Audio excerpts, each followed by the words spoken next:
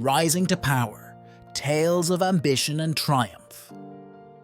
History's most intoxicating stories aren't the tales of those born wearing crowns, they're the sagas of those who seized them with their bare hands. From the frozen steppes of Mongolia to the glittering courts of St. Petersburg, 5 extraordinary individuals defied the cosmic lottery of birth to rise from society's shadows to its summit. Their journeys would make even the most imaginative storyteller blush. A German princess who overthrew her own husband to become Russia's most celebrated ruler. A starving orphan who built the largest land empire in history. A shepherd boy who restored Rome's fading glory. A low-ranking concubine who outmaneuvered an entire imperial court, and a former slave who amassed the greatest treasury the world had ever seen. These aren't just tales of ambition fulfilled, they're masterclasses in the art of the impossible. In these pages, you'll discover how Catherine the Great played the long game of power while her enemies played checkers, how Genghis Khan turned tribal warfare into an empire-building science, and how Wu Zetian weaponized the very prejudices meant to contain her. Their stories remind us that history's most earth-shattering changes often begin with those who have nothing to lose and everything to gain. Catherine the Great, from humble beginnings to Russia's greatest ruler. It was raining in Moscow on the summer morning of 1744 when 14-year-old Sophie arrived at the Russian court, shivering and covered in mud. The future Empress of Russia, arguably its greatest ruler, owned exactly 3 dresses to her name. Her father, a minor German prince whose territory could fit inside a Moscow marketplace, had essentially sold her to the Russian crown as a potential bride. The Russian courtiers, expecting a polished German princess, whispered and snickered at the gangly teenager who spoke not a word of their language. 6 months later, those same courtiers watched in astonishment as Sophie, now Catherine, delivered a flawless Orthodox prayer in perfect Russian while burning with a 104-degree fever. She had spent every night secretly studying by candlelight, often until her eyes were too strained to read. When Empress Elizabeth offered to postpone the religious ceremony due to Catherine's illness, the girl refused. She rose from her sickbed, stood for hours during the conversion ceremony, and collapsed immediately after. The court's whispers turned from mockery to respect. This German girl might be more Russian than the Russians. Her marriage to the heir, Peter III, was a psychological warfare campaign disguised as a royal union. While Peter played with toy soldiers and threw tantrums in public, Catherine devoured books on Russian history, law, and philosophy. She built a network of loyal supporters among the palace guards, memorizing their names, families, and ambitions. When courtiers came to her with problems, she listened intently and remembered everything. Peter collected uniforms, Catherine collected allies.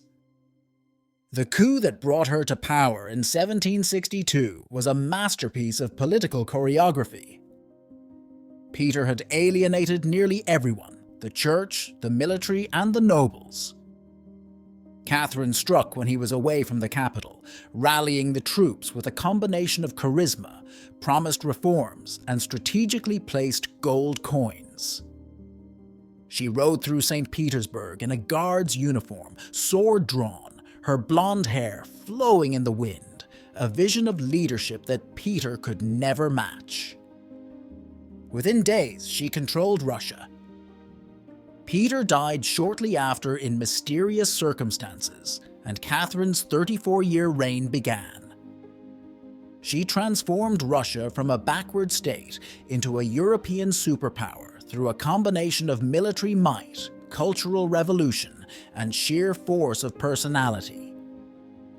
Catherine corresponded with Voltaire and Diderot while expanding Russia's borders. She built schools and hospitals while crushing rebellions. She wrote plays and memoirs while reforming Russia's legal code.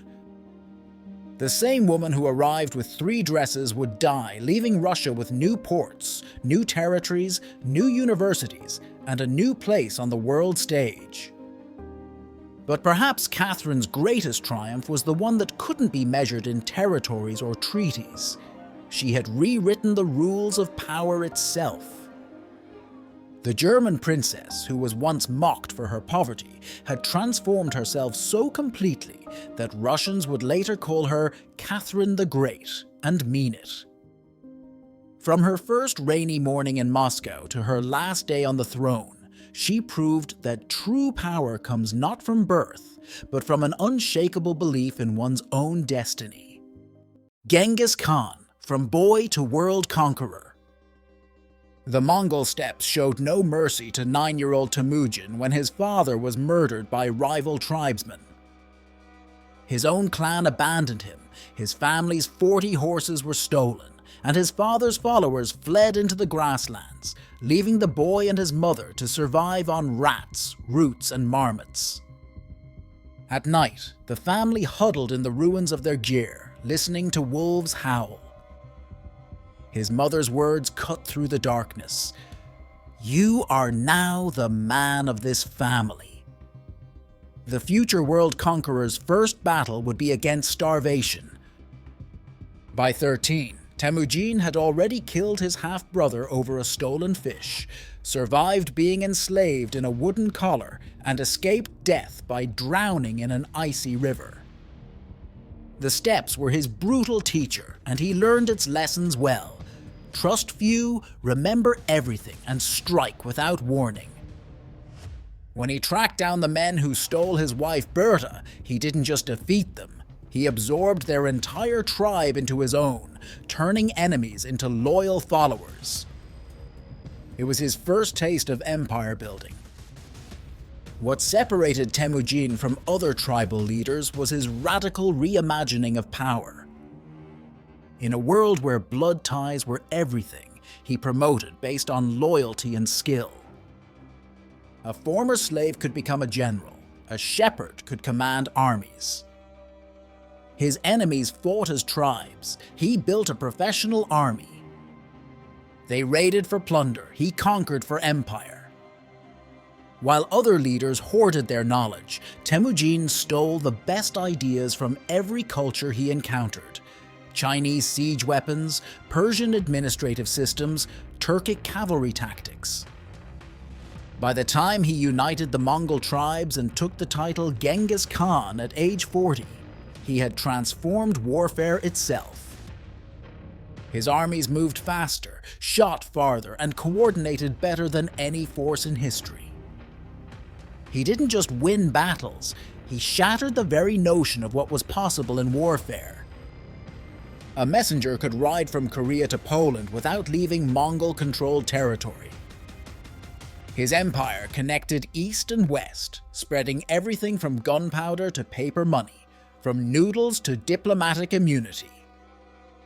Yet at the height of his power, when he controlled more territory than any emperor before him, Genghis Khan still lived in a gyre and ate the same simple foods he'd survived on as a child. His greatest achievement wasn't the land he conquered, it was the system he built. The abandoned boy who once ate rats had created an empire that would shape world history for centuries after his death. When asked about his rise from nothing, he supposedly said, "I made an ocean from a puddle." The boy who once had nothing had indeed conquered everything and changed the world in the process. Justinian, the peasant who rebuilt Rome. One spring morning in 482 CE, a ragged peasant boy trudged through the gates of Constantinople with calloused feet and empty pockets. Justin, his uncle, had summoned him from their mountain village in Illyria. Young Petrus Sabatius, who would later rename himself Justinian, had spent his childhood speaking rustic Latin and tending sheep. Now he stood before the greatest city on earth, its marble walls and golden domes rising like a dream above the Bosphorus. The illiterate shepherd boy was about to begin his transformation into Rome's last great emperor. Constantinople was a snake pit of ambition, where centuries-old noble families jockeyed for power and influence. But they fatally underestimated the sharp mind beneath the peasants' rough manners. While aristocratic youth wasted their days at the hippodrome races, Justinian spent his nights studying law, theology, and military strategy. He learned Greek, mastered court etiquette, and methodically built a network of allies. The nobles mockingly called him the peasant's son. He let them mock and took notes on their weaknesses. His rise accelerated when he caught the eye of Theodora, a former actress and the most brilliant woman in Constantinople. She was forbidden to him by both class and law. Actresses couldn't marry senators. Justinian's response: he changed the law. Their partnership would reshape the empire. She brought street-smart cunning and an understanding of the common people. He brought strategic genius and an iron will. Together, they would face down riots, plague, and multiple attempts to overthrow them. The defining moment came during the Nika riots, when half of Constantinople burned and the mob crowned a rival emperor. Every advisor urged retreat. Theodora stood up and declared she'd rather die in purple than live in exile. Justinian stayed. His general Belisarius turned the hippodrome into a killing field, and when the smoke cleared, Justinian's grip on power was absolute. The peasant's son had outmaneuvered them all. What followed was the most ambitious imperial renovation since Augustus. Justinian launched a massive building program, culminating in the Hagia Sophia, a cathedral so magnificent that when it was completed, he supposedly exclaimed, "Solomon, I have surpassed thee." His legal reforms, the Justinian Code, would influence law for the next 1,000 years. His armies reclaimed North Africa, Italy, and parts of Spain, briefly restoring Rome's Mediterranean empire. The shepherd boy had rebuilt Rome's glory. But plague struck in 542, killing nearly half the empire's population. Justinian himself caught it and survived, but emerged changed. In his final years, as his grand plans crumbled under the weight of natural disasters and endless wars, he would often climb to the highest tower of his palace. There, surrounded by the city he had rebuilt, the old emperor would gaze eastward toward his mountain homeland, perhaps remembering the boy who had arrived with nothing but determination and a dream of glory. That dream had cost millions of lives and nearly bankrupted the empire, but it had also given the world one last glimpse of Rome's grandeur before the final sunset of antiquity.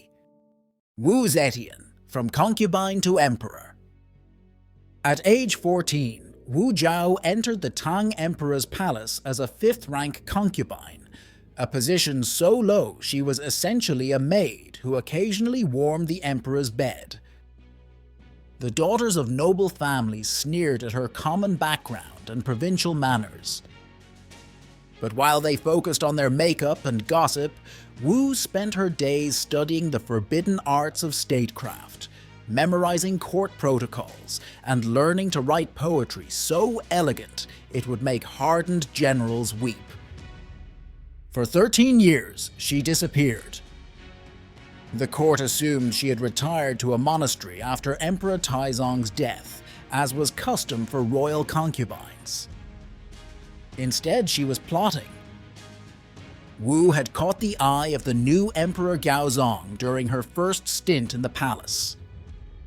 Now she orchestrated her return, not as a lowly concubine, but as his favorite. The other concubines whispered that she used dark magic. The truth was more dangerous. She had mastered the real sorcery of the imperial court information. Her rise was a masterclass in power politics. When Empress Wang grew suspicious, Wu appeared at dawn each day to help the older woman dress, becoming indispensable. When ministers opposed her, they found their relatives suddenly appointed to dangerous frontier posts. Her enemies called her cruel, she called it necessity. In a world where women were supposed to be silent and submissive, Wu built a network of spies, scholars, and loyal administrators. She placed copper boxes around the palace where anyone could submit anonymous complaints about corrupt officials, and used this intelligence to systematically destroy her opponents. After Emperor Gaozong suffered a debilitating stroke, Wu ruled as his proxy. She expanded China's borders, crushed the Korean kingdom of Goguryeo, and revolutionized the imperial examination system to favor talent over noble birth. When Gaozong died, she went from empress consort to empress regent. Then, in an unprecedented move, she declared herself emperor, not empress, but emperor. The woman who had entered the palace as a servant now sat on the dragon throne itself. Her reign ushered in a golden age. Wu commissioned giant stone monuments, built Buddhist temples that still stand today, and presided over an explosion of art and literature. She invited scholars to critique government policies, promoted women to high office, and created China's first secret police force. Agriculture boomed. The borders were secure. Even her enemies had to admit the empire had never been stronger. In her final years, as Wu Zetian walked through her palace, she passed giant mirrors she had installed in every hallway. They served a dual purpose: practical defense against assassins and a symbolic reminder. The lowly concubine had shattered every mirror-like barrier placed before her, transforming herself from servant to master of the Middle Kingdom. When asked how she achieved the impossible, she would quote an ancient saying, "A barrel of honey attracts more flies than a barrel of vinegar." Then she would smile, leaving unsaid the fact that both honey and vinegar could be deadly in the right hands. Nader Shah, from slave to the Napoleon of Persia. The slave markets of Persia in 1688 held thousands of children, but none quite like the boy who would become Nader Shah. Kidnapped during a Turkmen raid, the young Nader learned his first lessons about power while wearing chains. Strength belongs to those who seize it. After escaping his captors, he returned to his decimated tribe with nothing but a stolen sword and an iron determination to never be powerless again. His rise began with a band of bandits, 40 men who followed him because he never lost a fight. In an age of rigid military tradition, Nader introduced lightning cavalry tactics that seemed impossible. His men trained to shoot their muskets while riding at full gallop. They could cover 60 miles a day when other armies managed 20. Soon, his reputation spread. The shepherd-turned-warrior who never slept, who could spot an ambush from miles away, who knew the desert better than the desert itself. When Afghanistan invaded Persia in 1719, Nader saw his opportunity. He offered his services to the struggling Persian ruler Tahmasp. Within years, he had driven out the Afghans, restored Persia's borders, and staged a coup so subtle that most people didn't realize it had happened until Nader was already wearing the crown. The former slave had become Shah, but his ambitions were just beginning. His greatest triumph came in 1739, when he turned his eyes toward India's Mughal Empire. The campaign that followed would stun the world. Nader outmaneuvered the massive Mughal army, captured Delhi, and seized the Peacock Throne along with enough treasure to suspend all taxation in Persia for 3 years.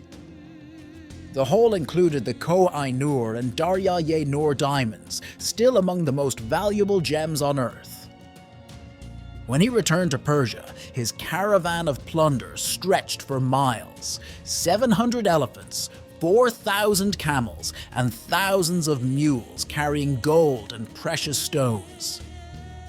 His end was as dramatic as his rise. The man who had started with nothing became obsessed with his stolen treasures. He built a massive fortress to house them and grew increasingly paranoid about theft. When a would-be assassin shot at him in 1747, the bullet destroyed something that hadn't been touched by his decades of battle and conquest: his sense of invulnerability. Nader Shah, who had survived slavery, warfare, and countless assassination attempts, was finally killed by his own officers, who could no longer tolerate his paranoid cruelty. Before his death, Nader had amassed the most valuable treasury in history, worth roughly $7 trillion in today's money. His life had been an impossible climb from slave to king, from shepherd to conqueror, from nothing to everything. But in the end, the treasures that had made him the wealthiest ruler in the world couldn't protect him from the violent destiny he had spent his life cheating. The shepherd boy who became the Napoleon of Persia learned too late that while power can be seized, trust must be earned. The price of power: the triumphs and costs of history's greatest rulers. Power has a peculiar mathematics. Those who rise the highest often fall the furthest. Our 5 rulers, Catherine, Genghis, Justinian, Wu, and Nader, scaled heights that seemed to defy gravity itself. But the view from the summit comes with its own kind of vertigo. Each of them discovered that conquering the world was perhaps the easy part. Living with that conquest was another matter entirely. The pattern reveals itself in their twilight years. Catherine, who had seized power with such brilliance, grew increasingly suspicious of her own son Paul, seeing shadows of her murdered husband in his eyes. The woman who had once championed the Enlightenment began censoring books and fearing revolution. Genghis Khan, who had united the steppes through sheer force of will, watched his sons begin to quarrel even before his death, the seeds of future civil war already sprouting. Justinian survived to see his dream of a reunited Rome crumble under the weight of plague, debt, and endless warfare. Wu Zetian's final years were marked by palace intrigues and the slow unraveling of her networks of power. And Nader Shah, the former slave who acquired history's greatest treasure, died paranoid and alone, surrounded by wealth he could no longer trust himself to protect. Yet their legacies defy easy mortality. Catherine's Russia remained a world power for centuries. Genghis Khan's empire reshaped global trade and culture. Justinian's legal code became the foundation of Western law. Wu Zetian's administrative reforms lasted long after her dynasty fell. Even Nader's brief empire reminded the world that greatness can come from anywhere. They proved that power isn't inherited, it's seized, shaped, and wielded by those daring enough to grasp it. Perhaps that's why their stories still captivate us. In each of their rises, we see the ultimate validation of human potential, proof that circumstances of birth need not define destiny. They remind us that history's most dramatic transformations often begin with someone who has nothing left to lose. 5 rulers, 5 journeys from dust to destiny, 5 reminders that the impossible becomes possible when necessity meets ambition. Their lives were the grammar from which we still write the language of power. But their stories carry a warning too. the traits that enable a magnificent rise ambition, cunning, ruthlessness, can become poisonous once the summit is reached. Each of them changed the world. Each of them paid a price. And each of them left us with the same haunting question. In the race from nothing to everything, what pieces of ourselves do we leave behind?